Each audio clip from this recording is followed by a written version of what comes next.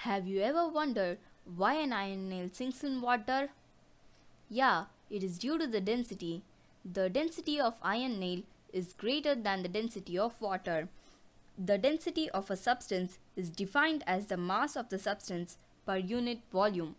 Have you ever seen an ice floating on water? Guess why it floats?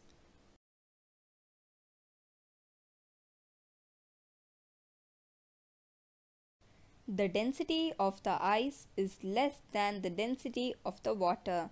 That's why it floats on water.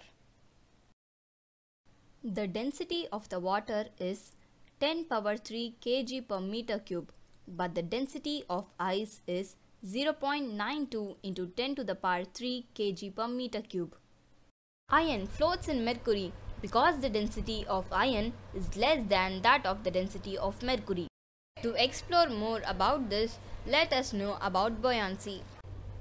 The upward force acting on an object immersed in a liquid is called buoyant force. The upward force exerted by the liquid is also known as upthrust.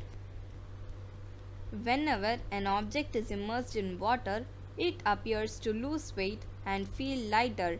This is due to the buoyant force applied by the liquid on it. Even a ship is made of iron, then why does it float?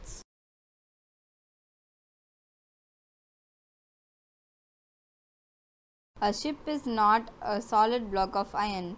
A ship is a hollow object made of iron which contains a lot of air in it. Air has a low density. Thus, a ship made of iron floats in water because its average density is less than that of water. When the ship is inside the sea, it sinks in the sea water to a certain level such that the weight of water displaced by its submerged part is equal to the whole weight of the ship.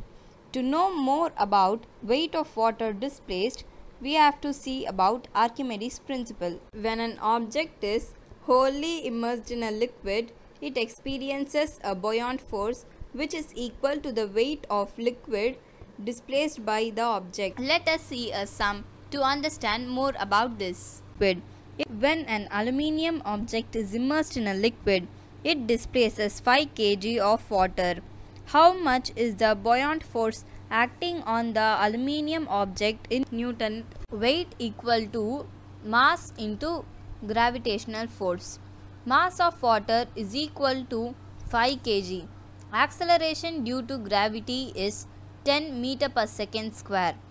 Weight equal to 5 into 10 newtons. Therefore, the buoyant force acting on the aluminium object will be 50 newtons.